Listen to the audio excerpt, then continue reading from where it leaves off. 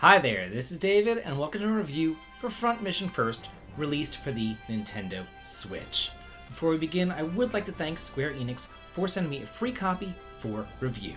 Now, let's go ahead and get started.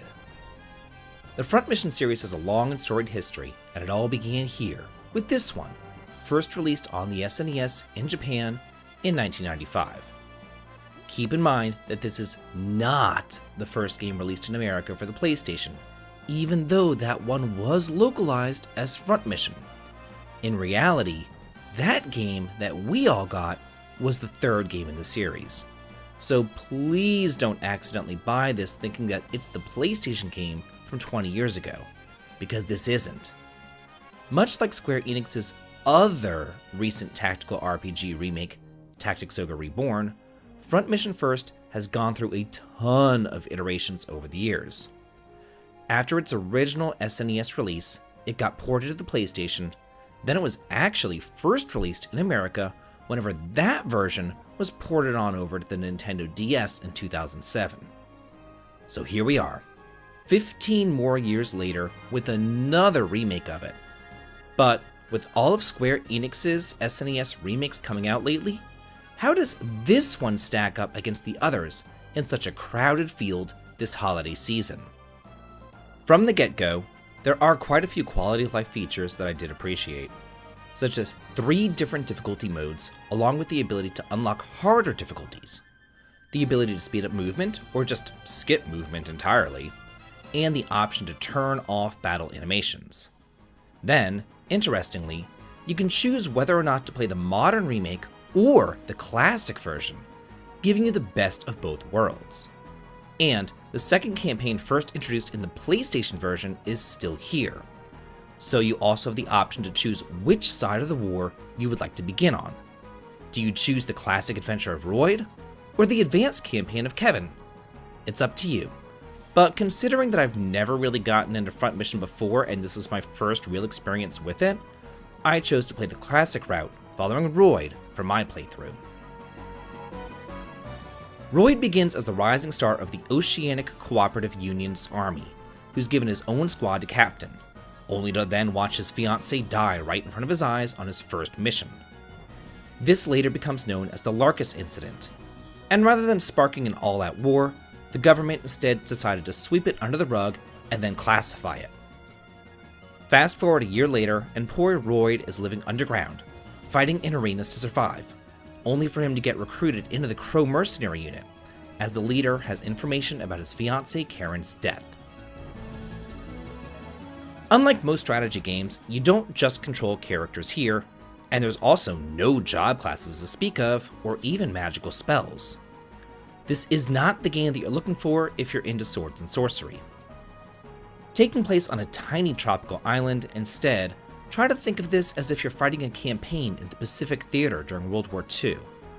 But instead of planes, ships, and tanks, you're instead piloting futuristic Panzer units.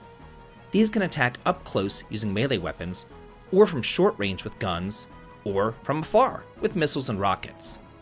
And also, don't think that just because everybody's a robot, that this is one of those everyone can do everything games. Because while that is technically true, if you do that, you're going to be kissing the pavement, and often. Each Panzer has its own specialty. Some might be really good at close-range melee combat. Some are dodge tanks, while others you're going to want to keep in the rear, firing off missiles. It's up to you to figure out how to best use each character to their advantage.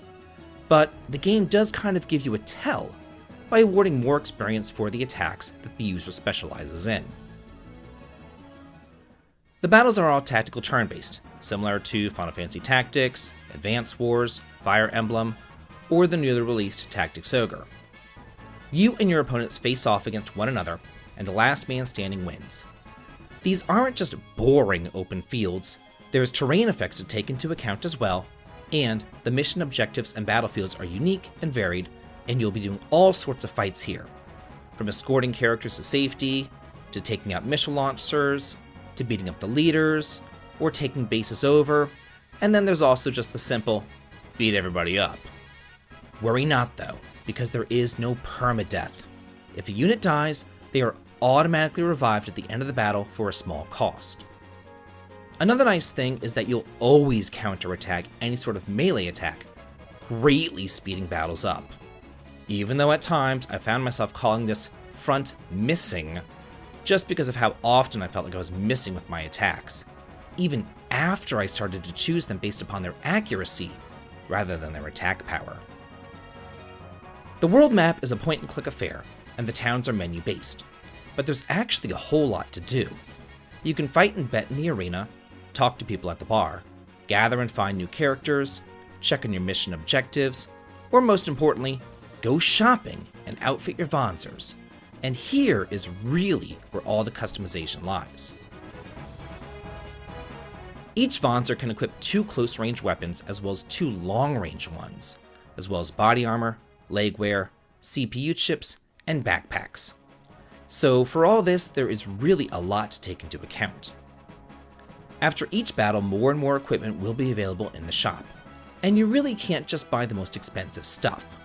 You're going to have to balance out your stats in order to take best advantage of each Vanzer specialty.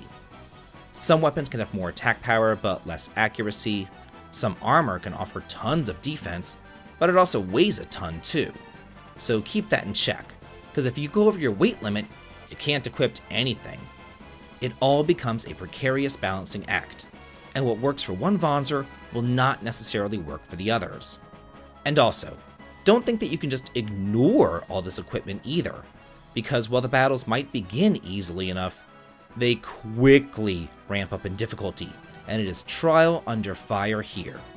If you don't figure out the specializations within the first 5 or so battles, then you've got a problem on your hands, because that difficulty jump will come at you with the swiftness. As this is a remake of an SNES game, don't come in here expecting anything groundbreaking. It does have its place, and as a long-running legacy series, it does deserve a revival. But of course, though, we have to ask that million-dollar question. Would I recommend this over something else like Triangle Strategy, Tactics Ogre Reborn, or Fire Emblem Three Houses? The answer, though, is no, I wouldn't. Those are much more polished experiences, and this one shows its age at times. However, if you did like those aforementioned games, and you want to see another futuristic take on the genre, I would recommend it to die-hard fans. If you like strategy RPGs at all, then I can just about guarantee that you'll find something to enjoy here as well. Keep in mind though, the story is not as involved, there's no job classes to worry about, or game-changing choices to obsess over here though. This is a throwback to simpler times. Times whenever Square focused on good, clean, pure, simple fun. So if you want to sit back, relax, and veg out on some robot customization and combat, then this is the game for you. It's a niche title for a niche audience, and as a retro gamer myself, I can definitely appreciate it. So, that's it for my review of Front Mission First for the Nintendo Switch. If you like this video and what I do here on the channel, please consider checking out my Twitch for some streaming fun, supporting me on Patreon for exclusive videos and early access to my content, or coming on over to my Discord to chat and hang out. The links to them all can be found in the video description. This has been David. If you like this, please like, comment, and subscribe, and have a good day.